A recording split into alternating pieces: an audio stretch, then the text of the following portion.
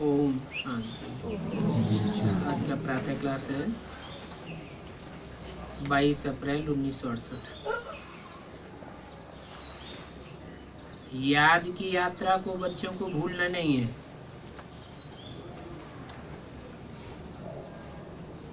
क्योंकि ये है मुख्य सब्जेक्ट। और सब्जेक्ट्स में फेल हो जावे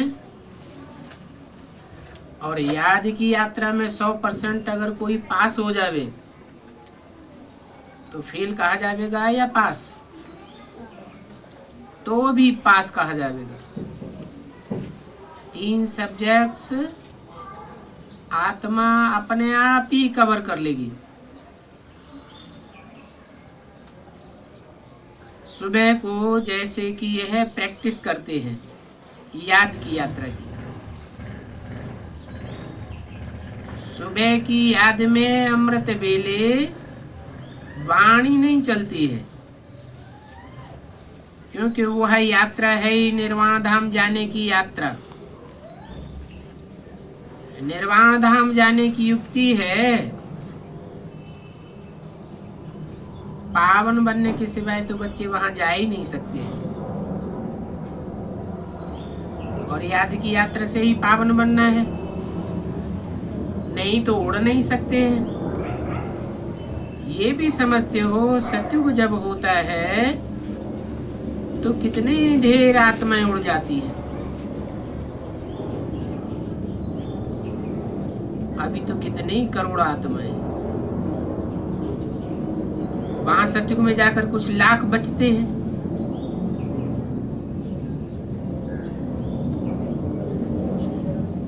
बाकी सभी उड़ जाते हैं। जरूर कोई तो आकर के पर देते हैं ना उड़ने के लिए।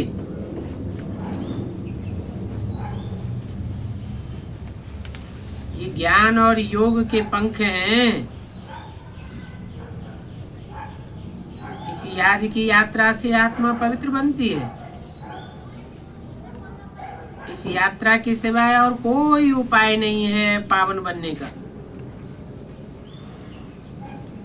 और पावन बनने के लिए याद भी एक को ही करना है जो पतित पावन है। उसको एक बाप ईश्वर कहते हैं, फिर कोई ईश्वर कहते हैं, कोई परमात्मा कहते हैं, कोई भगवान कहते हैं। है तो एक ही, अनेक नहीं है।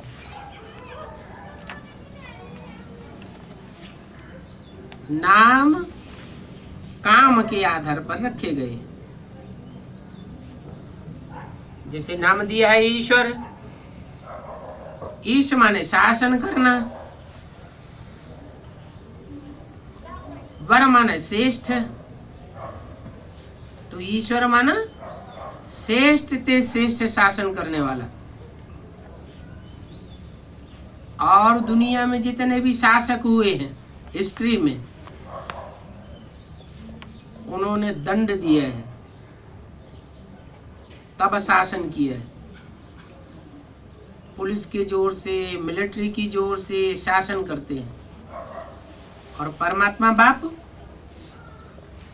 कोई मिलिट्री नहीं, कोई पुलिस नहीं, ऐसी दुनिया बनाते हैं इसमें सब प्रकार की सुख साधन सामग्री रहती है।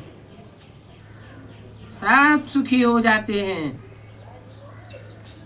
वहां यथा राजा तथा प्रजा, सब सुखी रहते हैं। तो ऐसा श्रेष्ठ शासन करता, ऐसा श्रेष्ठ प्यार की पालना करने वाला और तो कोई राजा दुनिया में दिखाई नहीं देता। तो उसका नाम ईश्वर भी है, परमात्मा कहते हैं।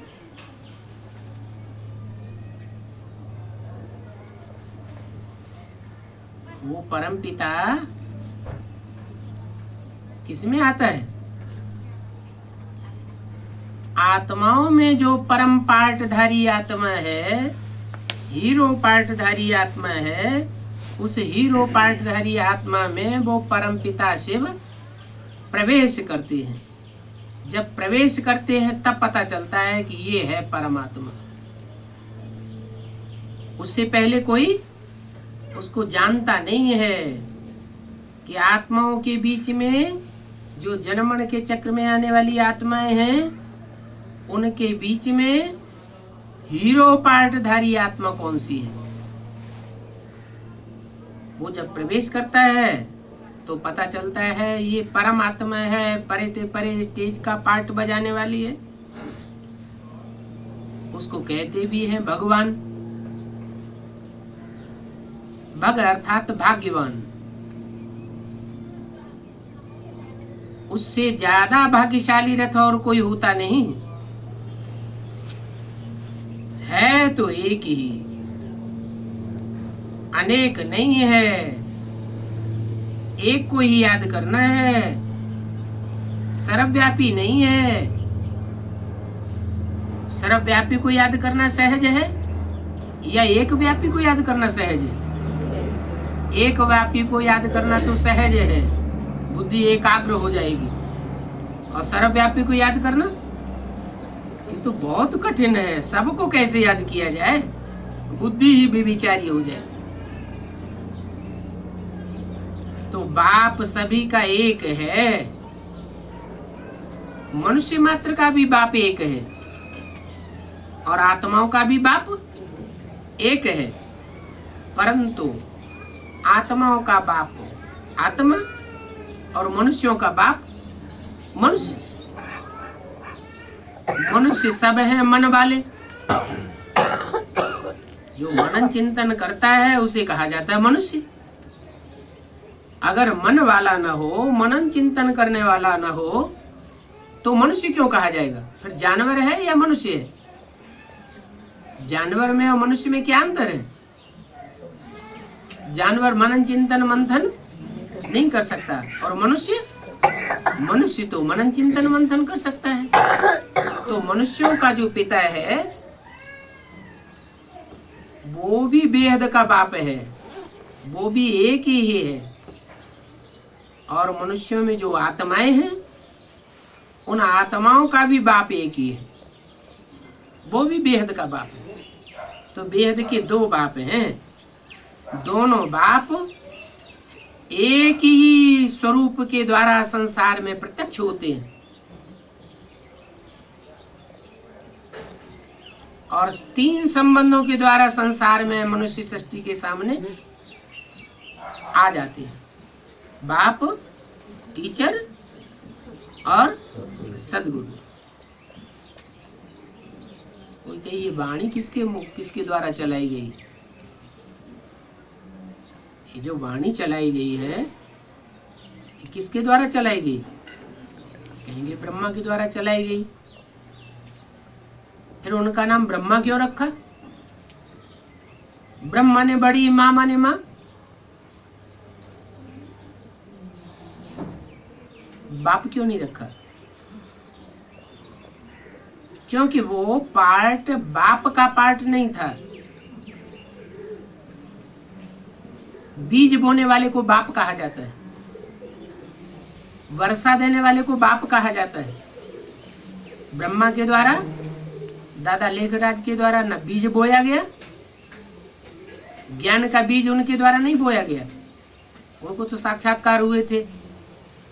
उन साक्षात्कारों का क्लैरिफिकेशन लेने के लिए वो अपने गुरुओं के पास भटकते रहे, वाराणसी में विद्वान पंडित आचार्यों के पास भटकते रहे। कहीं से उनको जब समाधान नहीं मिला तो अपने जीवन के अनुभव के आधार पर उन्होंने जिस व्यक्ति को सबसे साफ दिल, सच्चा और विद्वान समझा, उस अपने भागीदार के पास कलकत्ते में पहुंच गए और वहां से उनके साक्षात्कारों का जो समाधान मिला उससे वो संतुष्ट भी हो गए। लेकिन ये नहीं समझ सके कि जिसके द्वारा समाधान मिला वही बाप, टीचर, सदगुरु का रूप है। उसी में वो निराकार से वो परमात्मा प्रवेश करके उनके साक्षात्कारों का क्लैरिफिकेशन दिया, यानी ज्ञान का बीज डाला। कि इन साक्षात्कारों का अर्थ ये है कि तुमको ब्रह्मा के रूप में पार्ट बजाना है, सफेद पे उसके रूप में। नई दुनिया आने वाली है, पुरानी दुनिया खत्म होने वाली है, और नई दुनिया में तुमको कृष्ण के रूप में जन्म लेना है। बात तो समझ में आई, परंतु वो ज्ञान का बीज किसने बोया और बोने के लिए निमित्त किसको बनाया, ये श्रद्धा पक्की नहीं बैठ सकी। क्यों नहीं बैठ सकी? क्या कारण हुआ? क्योंकि भागीदार उनका नौकर था। किनका? ब्रह्मा बाबा का। 10 साल पुराना नौकर था, उनकी दुकान में मैनेजर था।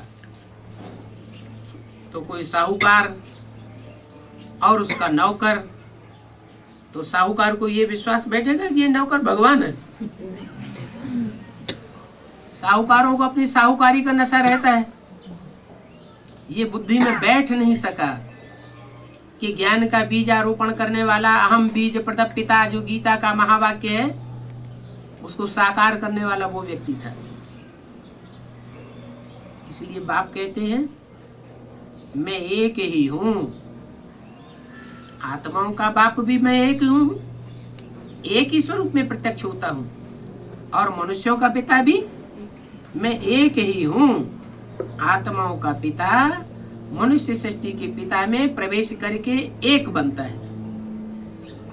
तो बाप सभी का एक ही है। लौकिक बाप तो सभी का अपना अपना होता है।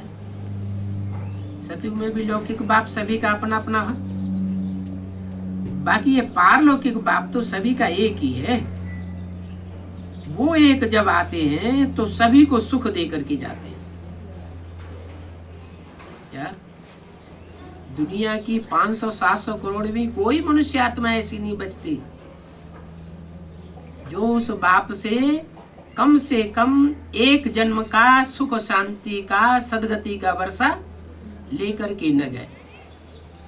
मुक्ति भी सबको मिलती है और जीवन मुक्ति भी सबको मिलती है। हाँ, कोई को अनेक जन्मों की जीवन मुक्ति मिलती है पुरुषार्थ के आधार पर, और कोई को एक जन्म की मिलती है।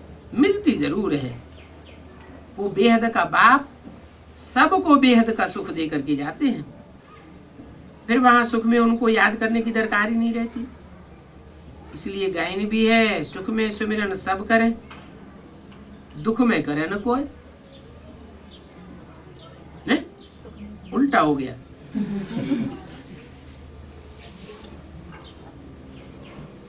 हाँ, दुख में सुमिरन सब करें, सुख में करे न कोई। वहां तो दुख है ही नहीं। कहाँ? सतयुग में तो दुख है ही नहीं। क्यों? वहां दुख क्यों नहीं है?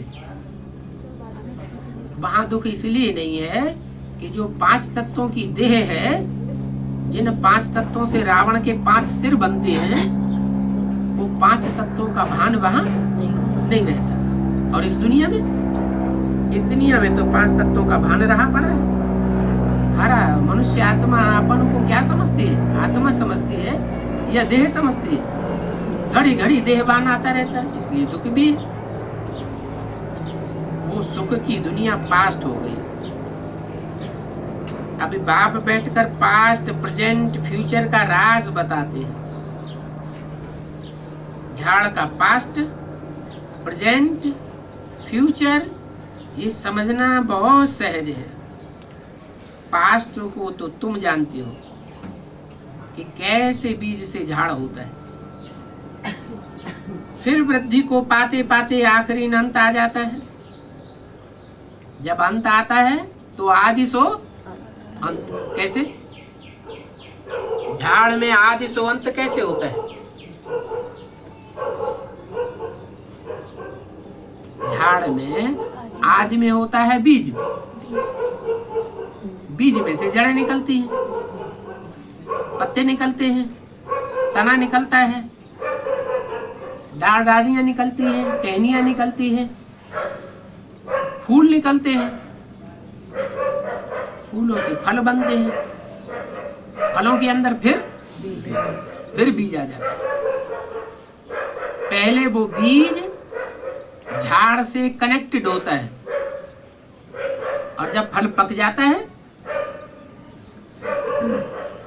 जब पक जाता है तो बीज फल से और झाड़ से अपने को डिस्कनेक्ट कर देता है। बीज अलग हो जाता है और झाड़ अलग हो जाता है। ये कनेक्ट रहता है, अलग हो जाता है। ऐसे ये मनुष्य सृष्टि का बीज है प्रजापिता। ये बीज अपने को धरणी में मिक्स कर देता है। कहते भी हैं कि दाना खाक में मिलकर गुले गुलजार होता है। कोई भी बीज है पहले अपने को धरणी में मिक्स कर देता है, खाक कर देता है, मिल जाता है, अपने अस्तित्व को खत्म कर देता है। फिर वो बगीचा बनता है, गुल बन जाता है, वो झाड़ बड़ा होता है, अंत में फिर वही बीज प्रत्यक्ष होता है। तो बीज ही अपने को सबसे पहले डिटैच करता है। काहे से? सारे झाड़ से। ये मनुष्य सृष्टि रूपी झाड़ है। इस मनुष्य सृष्टि झाड़ में वो बीज प्रजापिता पहले पहले इस सृष्टि से अपनी मन बुद्धि रूपी आत्मा को डिटैच कर लेता है। आत्मा डिटैच होती है तो कहाँ अटैच हो जाएगी? इस दुनिया से आत्मा डिटैच होगी तो कहाँ अटैच होगी? नई दुनिया में अटैच होगी। नई दुनिया में ही बुद्धि जावेगी या परमपिता परमात्मा के कार्य में ही बुद्धि जावेगी। दूसरी जगह बुद्धि नहीं जा सकती। तो बोला आखिरी न आदि सो अंत आ ही जाता है। इसको कहा जाता है आदि मध्य अंत। परंतु ये वैरायटी धर्मों का झाड़ है और वैरायटी वैरायटी फीचर्स का झाड़ है और सभी के फीचर्स अपने अपने हैं। फूलों में तुम देखेंगे जैसा जैसा झाड़ है वैसे वैसे उनसे फूल निकलते हैं। उन सभी फूलों के फीचर्स एक रहेंगे, परंतु इस मनुष्य सृष्टि रूपी झाड़ में फूल भी वैरायटी है, फल भी वैरायटी है, पत्ते भी वैरायटी। जैसे देखा होगा कभी एक ही वृक्ष में दो दो तीन तीन चार चार प्रकार के वृक्ष पैदा हो जाते हैं। अक्सर करके बरगद के वृक्ष में नीम भी देखने को आता है, बरगद भी देखने को आता है, आम भी देखने को आता है। एक ही पेड़ के अंदर अनेक प्रकार के वृक्ष देखने को आ जाते हैं। ऐसे ही ये मनुष्य सृष्टि रूपी वृक्ष भी, इसमें कितने धर्म पनपते हैं?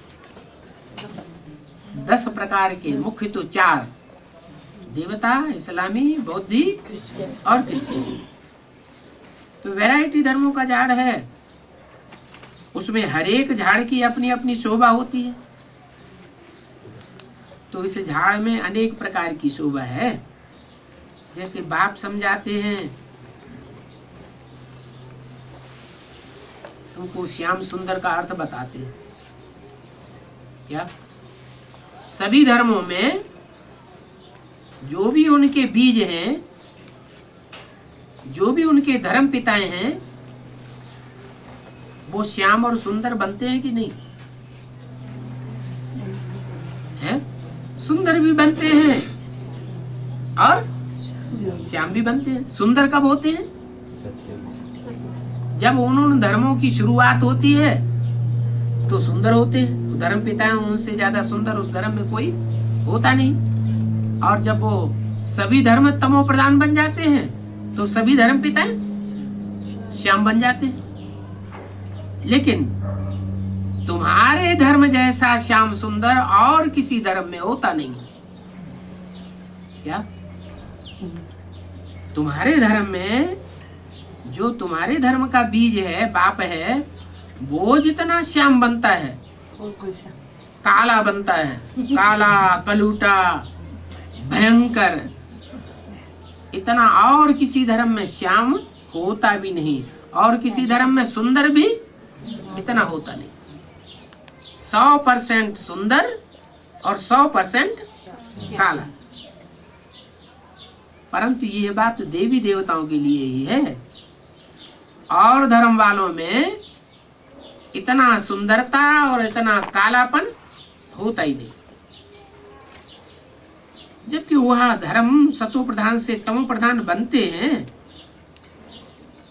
तो नंबरवार बनते हैं, फिर उसी नंबर से सुंदर और उसी नंबर से श्याम बनते हैं।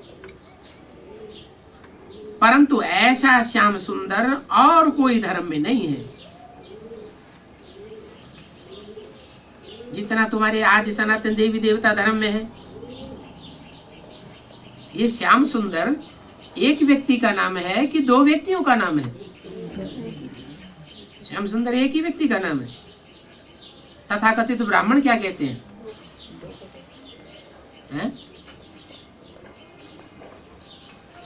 वो ब्रह्मा कुमार कुमारियां क्या कहते हैं? दादा लेखराज इस जन्म में श्याम और सतयुग में होगा सुंदर। तो दो शरीर हो गए या एक शरीर हुआ? है तो शरीर तो दो हो गए, तो एक व्यक्ति का नाम कहाँ हुआ? फिर इस बात को कैसे हल किया जाए?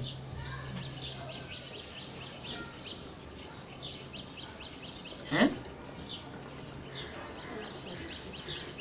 वही दादा लेखराज की सूल ज्ञान चंद्रमा के रूप में कोई ब्राह्मण बच्चे में प्रवेश करती है, और प्रवेश करके वो बच्चे के द्वारा अति तमो प्रधान बनते हैं।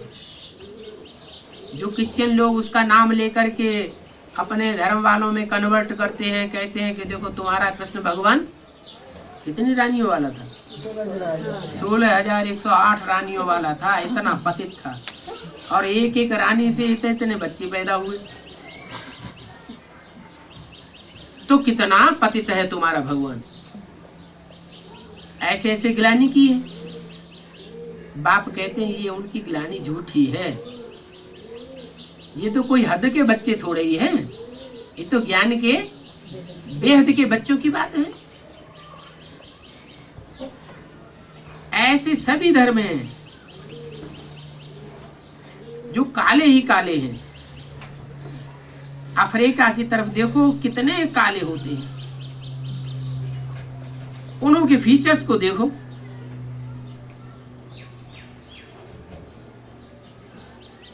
इतने काले और कोई अफ्रीकन जैसे होते नहीं है।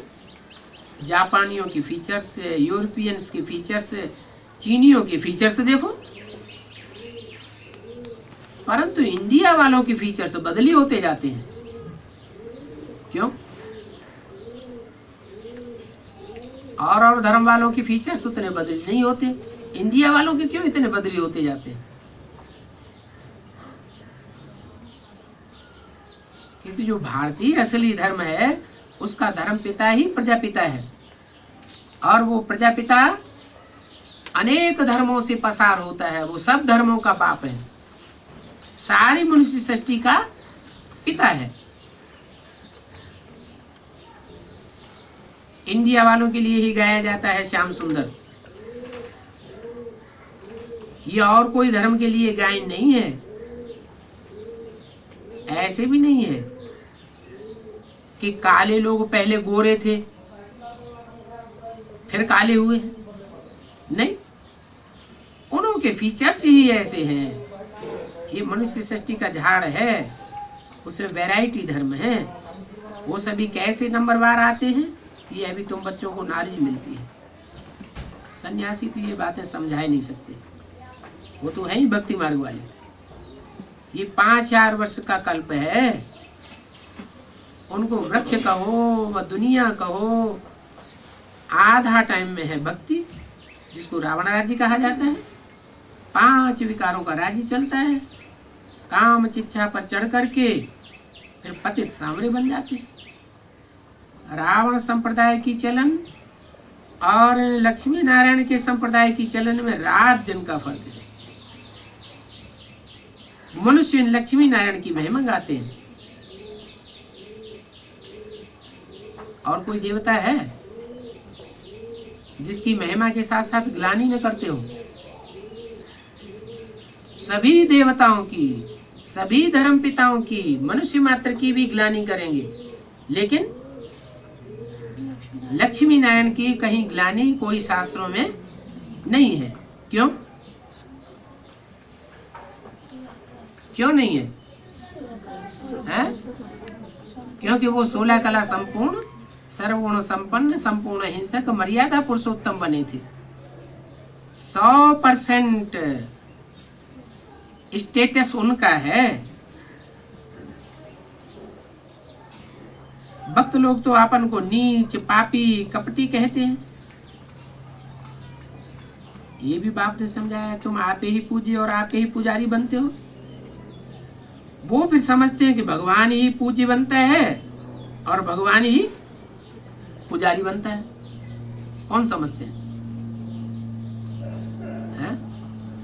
भक्त लोग।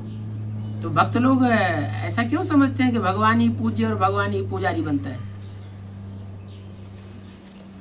उनकी बुद्धि में ये बैठता नहीं है कि वो निराकार शिव, जो गॉड फादर भगवान कहा जाता है, वो ही मनुष्य सृष्टि के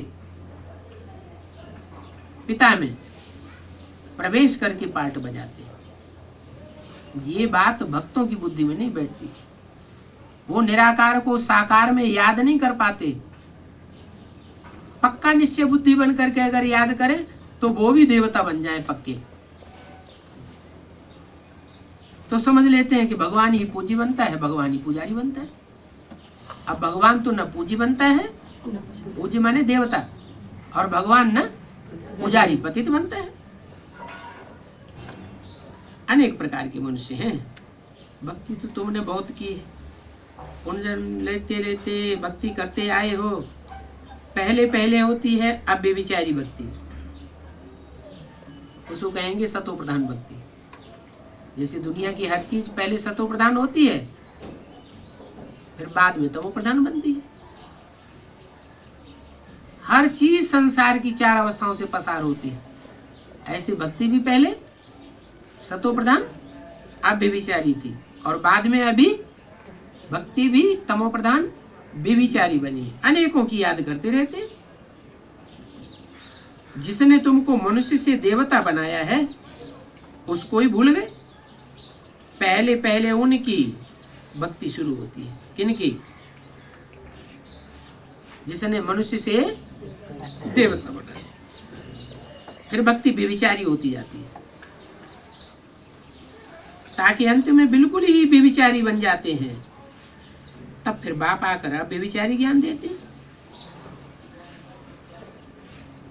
बाप के अब बेविचारी ज्ञान से क्या परिवर्तन होता है? तुम अब बेविचारी देवता बन जाते हो। मनुष्यों के बेविचारी ज्ञान से तुम और धर्मों में कन्वर्ट हो जाते हो। तो क्या करना चाहिए? एक से ज्ञान सुनना चाहिए या अनेकों से ज्ञान सुनना चाहिए?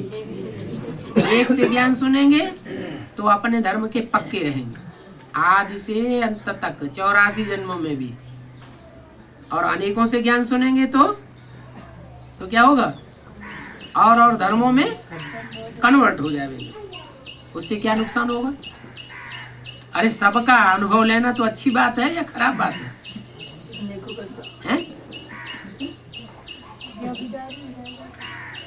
नहीं, अनुभव लेना अच्छी बात है खराब बात है? अच्छी बात है। तो सब धर्मों में कन्वर्ट होना अच्छी बात है ना फिर? हाँ, गीता में भी लिखा हुआ है, स्वधर्मे निधने सेयम परधर्मो भयावह। अपने धर्म में मर जाना भी अच्छा है, लेकिन धर्म कन्वर्ट नहीं करना चाहिए। दूसरे धर्म में अगर कन्वर्ट हो गए, दूसरे ने हमें जबरदस्ती जोर जबरदस्ती अपने धर्म में कन्वर्ट कर लिया, तो दास दासी बना के रखेगा। और दास दासियों को तो बहुत दुख होता है। क्या? सेवक धर्म बहुत कठोर है। सेवक माने दास दासी। दास दासी तो कभी भी नहीं बनना चाहिए। बाबा आए हैं क्या बनाने? दास दासी बनाने आए हैं, प्रजा बनाने आए हैं कि राजा बनाने आए हैं? राजयोग सिखा कर राजा बनाने आए और हम दास दासी बने? कौन बनते हैं दास दासी? दास दासी वो बनते हैं जो मनुष्य गुरुओं को फॉलो करते हैं, मनुष्य गुरुओं की मत पर चलते हैं, वो बनते हैं दास दासी। और जो बाबा की मत पर चलते हैं वो राजा रानी बने। इतनी बड़ी बड़ी यूनिवर्सिटीज दुनिया में खुली हुई है, इतने बड़े कॉलेज और स्कूल खोले हुए, कहीं राजा बनाया जाता है? डॉक्टर बनाया जाता है, इंजीनियर बनाया जाता है, बनाया जाता है ना, मास्टर बनाया जाता है, लेकिन राजा कोई यूनिवर्सिटी में नहीं बनाते हैं।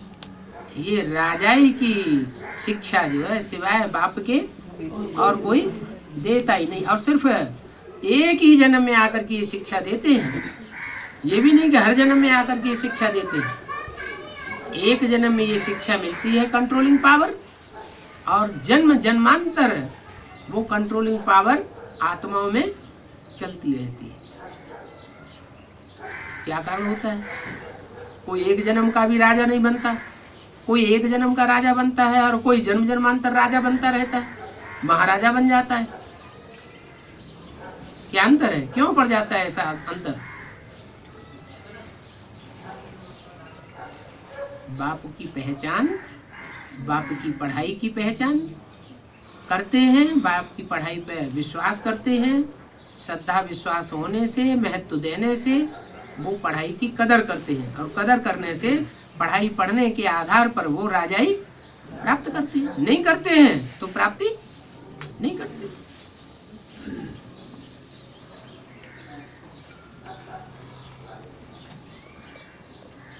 भक्ति करते करते अंत में बिल्कुल ही बेविचारी बन पड़ते हैं। तब फिर बाप आकर बेविचारी ज्ञान देते। वो गुरु लोग तो शास्त्रों का ही ज्ञान सुनाते हैं, समझाते हैं। बाप कहते हैं भक्ति मार्ग के शास्त्रों का तुमको कितना घमंड है। ये है भक्ति का घमंड। भक्ति का घमंड भी है तो ज्ञान का भी घमंड है। क्या बात हुई? भक्ति का घमंड है और ज्ञान का घमंड। घमंड तो दो खराब बात है? खराब बात तो है घमंड, लेकिन एक होता है घमंड में भी एक व्यभिचारी घमंड और एक अव्यभिचारी घमंड। भक्ति तो आती है अनेकों से, तो घमंड भी कैसा होगा? व्यभिचारी घमंड हो जाएगा। और ज्ञान आता है एक बाप से, तो घमंड भी कैसा होगा? है कोई एक बाप का बच्चा हो वो ज्यादा सर उठा के रहेगा, या अनेकों बाप का बच्चा हो, अनेकों बापों से पला हुआ हो, तो वो ज्यादा सर उठा के रहेगा संसार में? एक बाप का अच्छा बच्चा बहुत सर उठा के रहेगा, ऊंचा सर करके रहेगा। तो ये भी ऐसे है, ज्ञान का घमंड और भक्ति का घमंड। भक्ति के घमंड को दुर्गति का घमंड कहा जाता है, और ये है ज्ञान का घमंड, तुमको सदगति में ले जाता है। ज्ञान के घमंड से पहले पहले सदगति होती है मन बुद्धि की, कि शरीर की सदगति हो जाती है। पहले मन बुद्धि ही सदगति को प्राप्त करता है। मन बुद्धि की सदगति होने से फिर वाइब्रेशन सुधरता है, वातावरण सुधरता है, वायुमंडल बन जाता है। हर एक मनुष्य का अपना अपना वायुमंडल होता है। क्या? जैसे नेहरू जी थे, नेहरू जी के पीछे से कोई कितनी भी बुराई करता हो, जब नेहरू जी के सामने पहुंचता था तो कन्वर्ट हो जाता था। क्या कारण होता था? नेहरू जी के वाइब्रेशन के नजदीक पहुंचा और कन्वर्ट हुआ। तो ये वाइब्रेशन की पावर जो है वो आत्मा में भरी रहती है। ये वाइब्रेशन ज्ञान से बनता है। जितना जितना हम ज्ञान में उच्च जावेंगे, याद में तीखे जावेंगे, हमारा आत्मा का वाइब्रेशन सुधरता जाएगा। तो पहले पहले मन बुद्धि की सदगति होती है। इस सदगति का जब तक पता नहीं है तो फिर भक्ति के ही घमंड में रहते हैं कि पता नहीं है कि ज्ञान का सागर एक ही परमपिता परमात्मा है। भक्ति में कितने वेद शास्त्र आदि पढ़ते हैं, और वेद शास्त्र आदि पढ़ने वाले व्यभिचारी बनते जाते हैं। क्यों? क्योंकि वेद शास्त्र एक मनुष्य के लिखे हुए तो है नहीं। कितना शास्त्रों की धारणा करते हैं, जवानी भी सुनाते हैं, परंतु बाप कहते हैं वो सब है भक्ति। कितना विस्तार है भक्ति का। 22 अप्रैल 1968 की वाणी का दूसरा पेज। ये भक्ति की शोभा हो जाती है ना, विस्तार। क्या भक्ति की शोभा कैसे होती है? भक्ति का ज्यों ज्यों विस्तार होता जाएगा त्यों त्यों भक्ति बड़ी आकर्षण करने वाली बनती जाती है। और ज्ञान, ज्ञान का सार क्या? ज्ञान का सार क्या है? ज्ञान का सार है बिंदु। जितना बिंदु बनते जाएंगे चेहरा निखरता जाएगा, वाइब्रेशन सुधरता जाएगा। मन बुद्धि के वाइब्रेशन अच्छे बनेंगे या खराब बनेंगे? अच्छे होते जाएंगे, सार में समा जाएंगे। तो बाप कहते हैं ये भक्ति की शोभा रुण्य के पानी मिसल है। जैसे सोने का पानी होता है ना, कोई ऑर्नामेंट के ऊपर सोने का पानी चढ़ाया जाता है तो कितने दिन टिकेगा? सारी जिंदगी में टिकेगा नहीं, उतर जाता है। तो ऐसे ही ये भक्ति की जो शोभा है, भक्ति का पंप एंड शो संसार में बढ़ रहा है, चारों तरफ आकर्षण बढ़ रहा है। ये कैसा है? अल्पकाल का है, ये सदा काल का रहने वाला नहीं है। और ज्ञान की शोभा, तुम एक बार बीज रूप स्टेज में टिक जावेंगे 100%, एक बार आत्मा पक्का बन जावेंगे तो 2500 साल तक क्या बने रहेंगे? आत्मा ही बन करके रहेंगे। देवभान तुम्हारे पास नजदीक आ नहीं सकेगा। तो देखो, जैसे पानी होता है दूर से ऐसे चमकता है जैसे चांदी। दूर से कितना शोभायमान होता है। हिरण को प्यास लगती है तो उस रुण्य के पानी की तरफ भागता है, भागता है तो उसी पानी में फंस जाता है। तो भक्ति भी ऐसी है, भक्ति की दुब्बड़ है। ज्यों ज्यों निकलना चाहते हैं त्यों त्यों उसमें फंसते जाते हैं, और सभी उसमें फंसते गए हैं। क्या ऐसा एक भी नहीं है जो भक्ति की दुब्बड़ में फंसा न हो? अभी फंस फंस करके एकदम गले तक फंस गए। तो उससे निकालने में बच्चों को कितनी मेहनत लगती है और विघ्न भी बहुत पड़ते हैं, क्योंकि बाप पवित्र बनाते हैं। द्रौपदी ने भी इस पर ही पुकारा है। किस बात पर? उसको नंगन करता था दुशासन अपवित्र बनाने के लिए, तो पुकारा है। ये सारी दुनिया द्रौपदियों दुर्योधनों की है। क्या तुम सब क्या हो? तुम सब द्रौपदियां हो। सारी दुनिया तुम्हारी पीछे पड़ी हुई है। आगे चल करके माहौल और ज्यादा खराब होता जाएगा संसार का।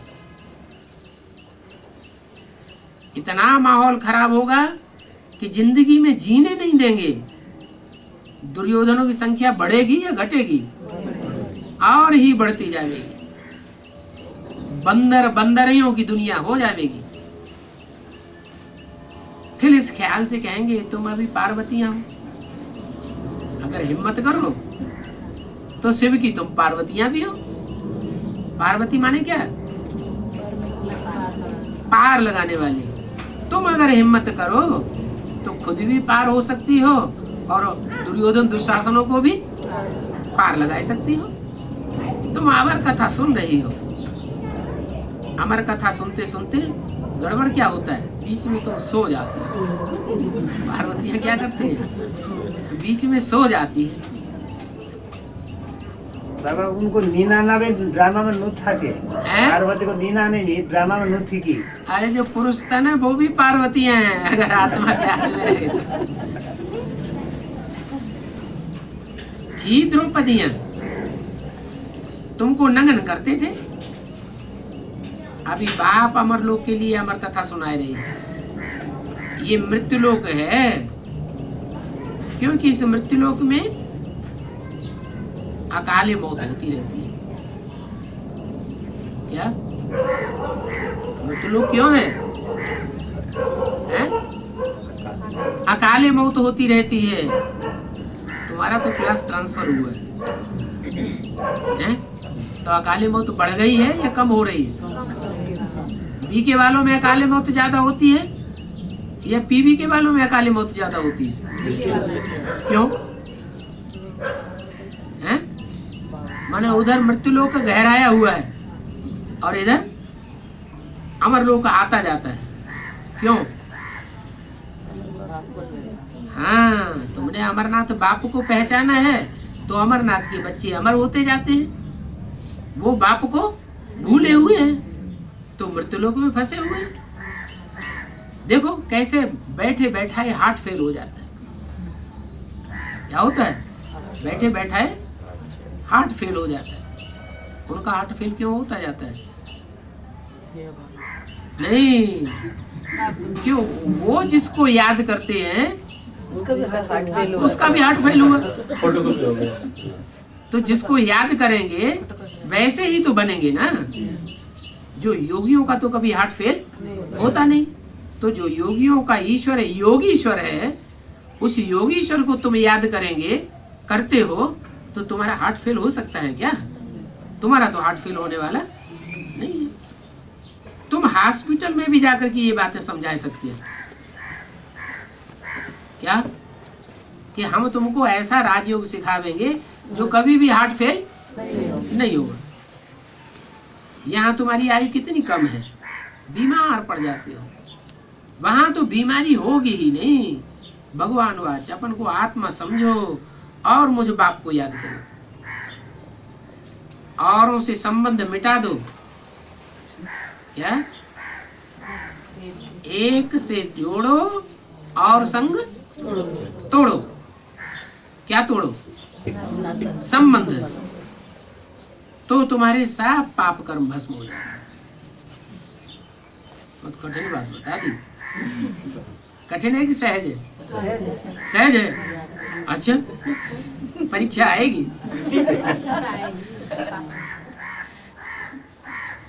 फिर कब तुम बीमार नहीं पड़ेंगे, तुमको काल खावेगा ही नहीं, आयु भी तुम्हारी बड़ी हो जाएगी। इन देवताओं की आयु बड़ी थी ना, फिर बड़ी आयु वाले कहाँ चले गए? अभी भारत की एवरेज आयु 30 साल रह गई। पहले भारत की एवरेज आयु 150 वर्ष थी, परंतु अब आयु कम क्यों हो गई? पुनर्जन्म लेते लेते आयु कमती होती जाती है। जितने जास्ती जन्म लेते गए देहभान बढ़ता गया। क्यों बढ़ता गया? क्योंकि देह के द्वारा इसको भोगा। देह के द्वारा सुख भोगते भोगते आत्मा की शक्ति क्षीण हो गई। तो ये देखो, ये सुख और दुख का खेल है। इस खेल को दुनिया में कोई भी जानते नहीं है। रचयिता बाप को जानते तो रचना को भी जानते,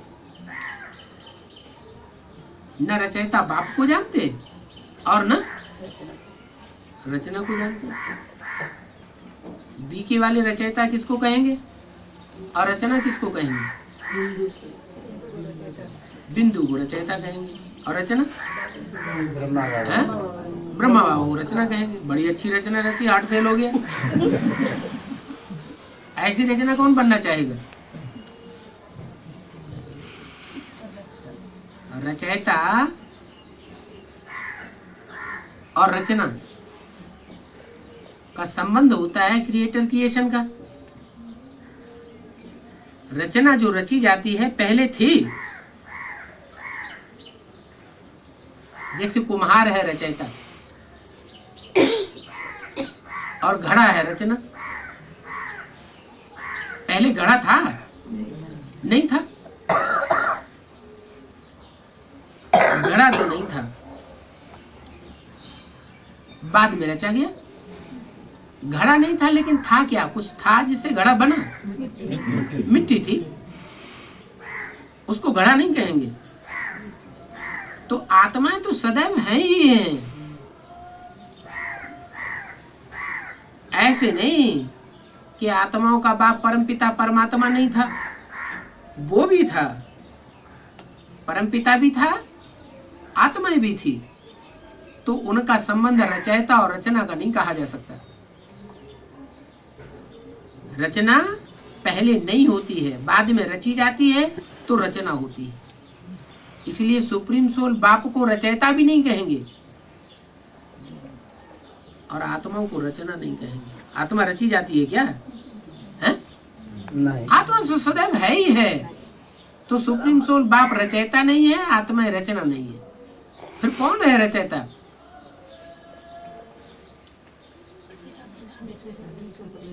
हाँ, सुप्रीम सोल जब आकर के इस सृष्टि पर मुकर्रर रथ के द्वारा प्रत्यक्ष होता है, नंबरवार आत्माओं को पता चलता है कि ये रचयिता है और सब रचना है। उन रचनाओं में अव्वल नंबर रचना कौन है?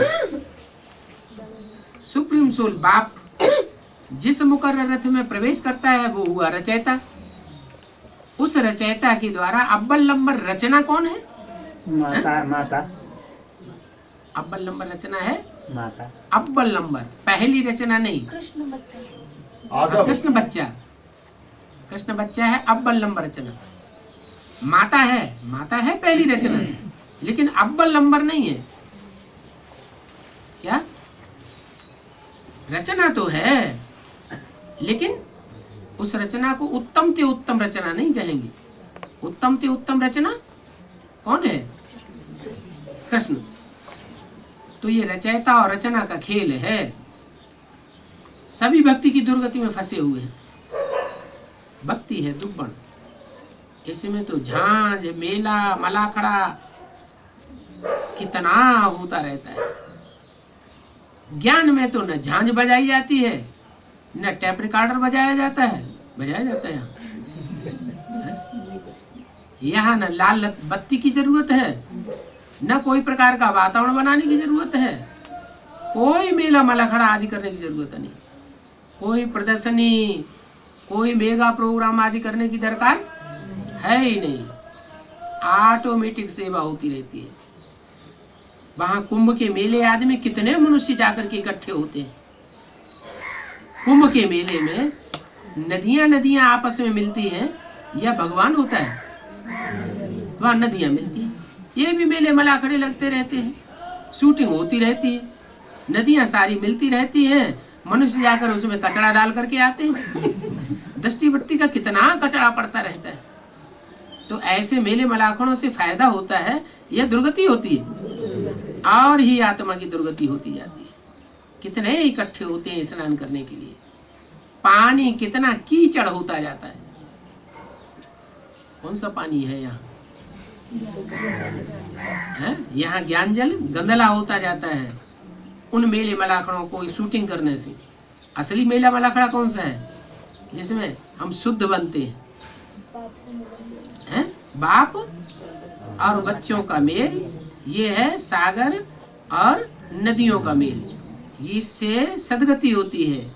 उन मेलों से सदगति तो कुछ भी नहीं होती। स्नान तो कुछ होता ही नहीं है जो तुम पवित्र बनो। अभी तो तुम रोज स्नान करते हो, हर जगह पानी तो सागर से ही आता है। सबसे अच्छा पवित्र पानी कुएं का होता है। क्या यहाँ ज्ञान मार्ग में कुआं क्या है? हैं? क्या है? अरे कुएं का पानी कैसे निकाला जाता है? खोदा जाता है ना। तो यहाँ भी मनन चिंतन मंथन करते हैं तो खुदाई होती है ना। काहे की खुदाई करते हैं? देह अभिमान रूपी मिट्टी की खुदाई करेंगे। जितना जितना मिट्टी की खुदाई करते जाएंगे उतना उतना कुएं का जल स्वच्छ निकलता जाएगा। उस कुएं के पानी में कोई गंद आदि नहीं पड़ता है। नदी में तो गंद पड़ता है, तालाब में तो गंद पड़ता है, झील में भी गंद पड़ता है, लेकिन कुएं के पानी में कोई गंद नहीं पड़ता है। तो कौन सा ज्ञान जल अच्छा है? शिव बाप ब्रह्मा के द्वारा जो ज्ञान देते हैं, मुरली सुनाते हैं, वो मुरली उस समय मंथन नहीं की गई। मनन चिंतन मंथन नहीं की गई। नहीं मंथन करने से उसको मुरली में बोला कि अभी ज्ञानामृत नहीं कहेंगे। क्या? ये ज्ञान का अमृत नहीं है। ज्ञान का अमृत तब कहेंगे जब देह अभिमान की खुदाई करके योग बल से और गहराई से, मनन चिंतन की गहराई में जा करके नए नए ज्ञान के पॉइंट्स निकाले जाएं, नई नई बातें निकाली जाएं, तो उसको कहेंगे कुएं का जल। वो शुद्ध जल होता है। तभी मनन चिंतन मंथन चलता है कि नहीं चलता है? चलता है। अगर मनन चिंतन मंथन चलता है तो जैसे हम कुआं खोदते हैं और कुएं का शुद्ध जल हम उपयोग करते हैं। नदी में सारा किरचा पड़ता है। कुएं का पानी नेचुरल और शुद्ध होता है, तो शुद्ध जल पीना चाहिए ना, तो उनसे ही स्नान करना चाहिए। क्या कहा? ऐसे नहीं कि ब्रह्मा बाबा के मुख से जो मुरली चलाई गई वही कागज की मुरली क्लास में जाकर के सुन ली, तो कुएं का जल हुआ क्या? वो कुएं का जल नहीं है। वो तो ब्रह्मा बाबा हो गया जैसे वो क्या नाम है, सरोवर। वो सरोवर हो गया, और सरोवर का पानी हमने पी लिया या स्नान कर लिया, वो उतना शुद्ध नहीं है। लेकिन उसको हम मंथन करें और मंथन करके उसकी गहराई में जाकर के जो नई नई बातें ज्ञान जल की निकलती है उसमें स्नान करें। पहले ऐसा रिवाज था क्या? कुएं का पानी निकालते थे और उससे स्नान करते थे। अभी तो टोंटियां निकल पड़ी। पीछे बाद में नदी में स्नान करने का रिवाज निकला है। ब्राह्मणों की दुनिया में भी क्या हुआ? पहले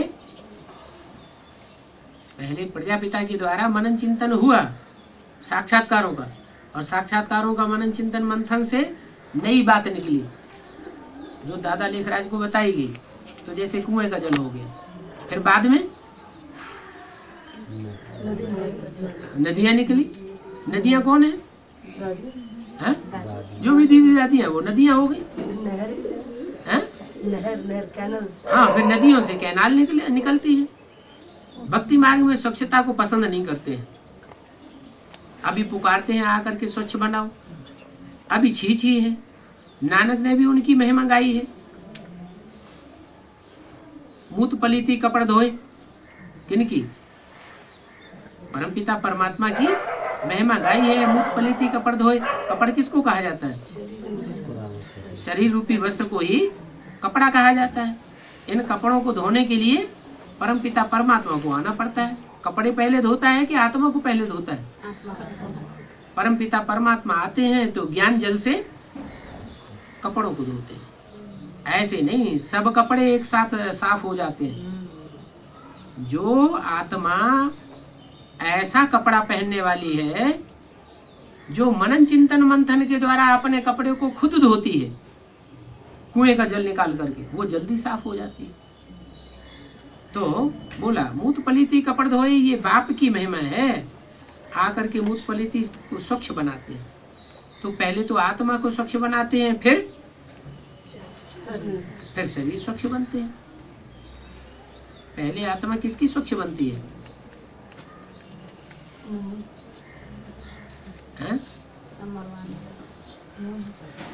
परमपिता परमात्मा जिसमें प्रवेश करते हैं पहले उसकी आत्मा स्वच्छ बनती है। मनन चिंतन मंथन उसमें चलता है।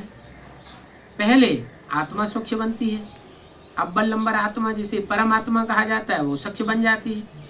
वो लोग तो आत्मा को निर्लेप समझते हैं। कौन? भक्ति मार्ग वाले समझते हैं आत्मा में कोई लेप छेप नहीं लगता। अरे आत्मा में ही तो लेप छेप लगता है, शरीर में क्या लेप छेप लगे? वो तो मिट्टी है, मिट्टी था, मिट्टी ही रहेगा। तो बाप कहते हैं ये भक्ति मार्ग है, ये अज्ञान मार्ग, घोर अंधेरा है। इसको कहा जाता है आसुरी राज्य, वो है ईश्वरी राज्य, ये है रावण राज्य। क्योंकि षष्ठ की उतरती कला है, गायन भी है, चढ़ती कला तेरे बहाने सर्व का भला। अभी कैसे जानेंगे कि हमारी चढ़ती कला है या उतरती कला है?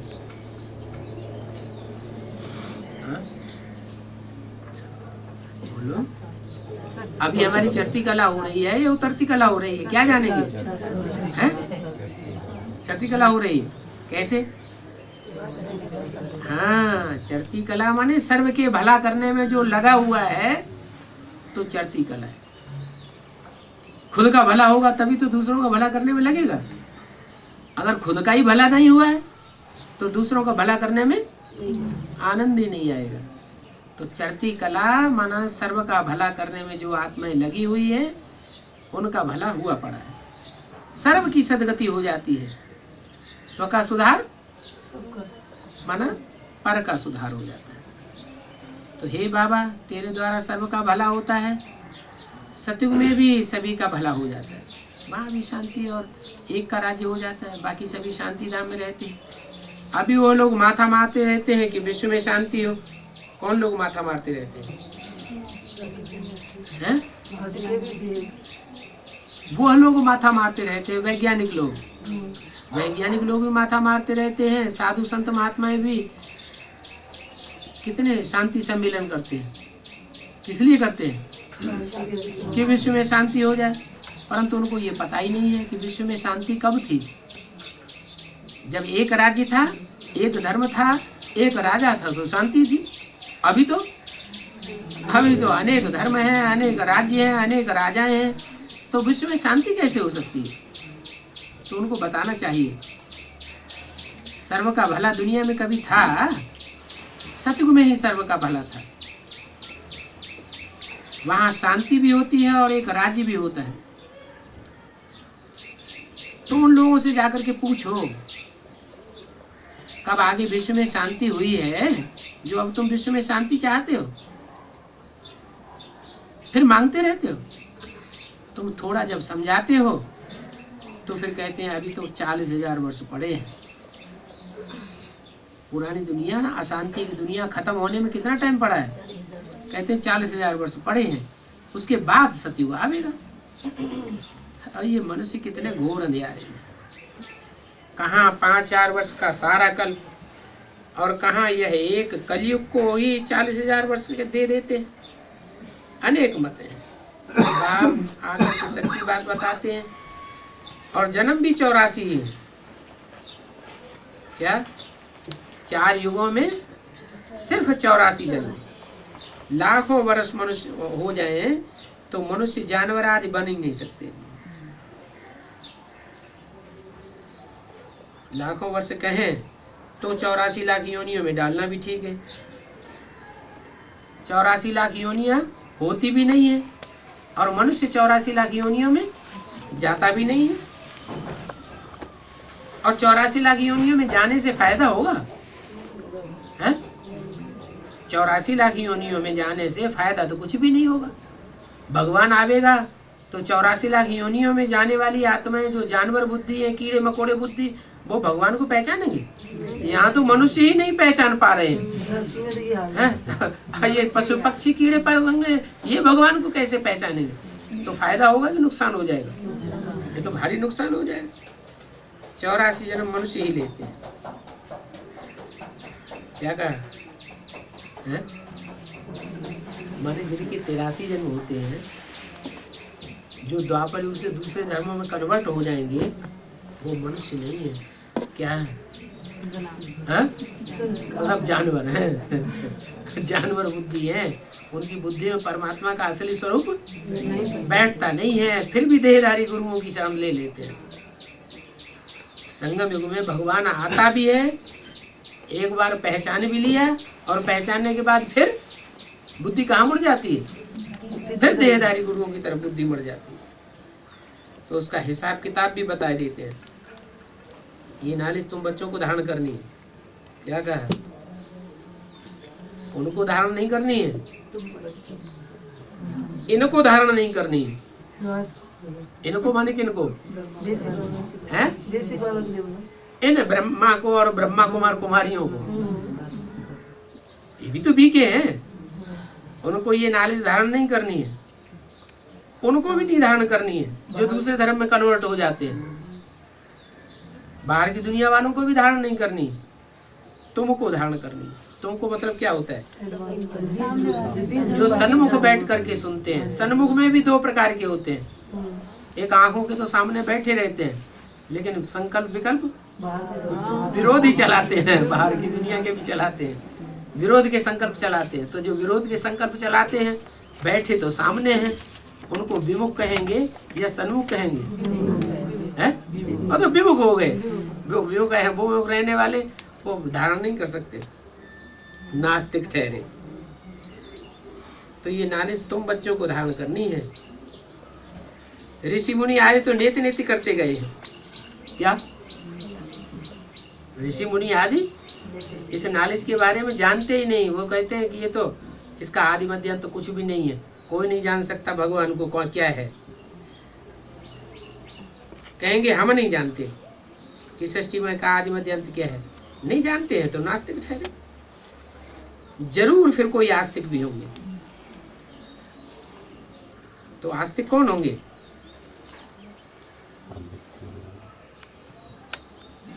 जो कहें हम जानते हैं, हर बात का जवाब दे सकें सृष्टि प्रक्रिया के संबंध में, तो कहेंगे आस्तिक। और नहीं जानते हैं तो कहेंगे नास्तिक। आस्तिक है देवता है और नास्तिक है रावण संप्रदाय। ज्ञान से तुम आस्तिक बनते हो। क्या तुम आस्तिक बनते भी कैसे हो?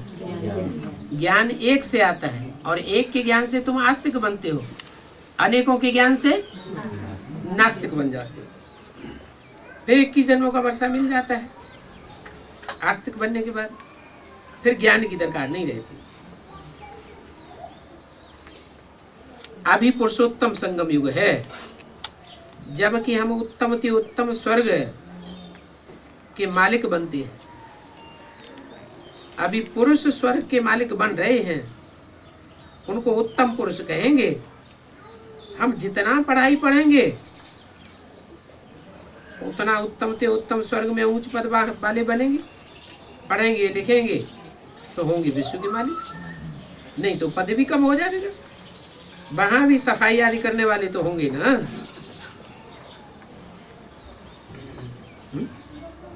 कहाँ है सती हुए वहाँ कचड़ा होगा? होगा कचड़ा। फिर सफाई कहाँ? हाँ, संगम युग स्वर्ग जो होगा उसमें कचड़ा होगा, तो वहाँ सफाई करने वाले भी चाहिए। स्वर्ग की बात नहीं है तो राजा ही सुख। यहाँ है दुख की बात। आस्तिक बनते हैं तो सुख की राजाई करते हैं। फिर रावण राज्य आने से नास्तिक बन जाते हैं।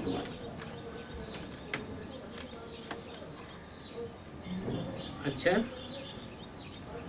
ओम शांति।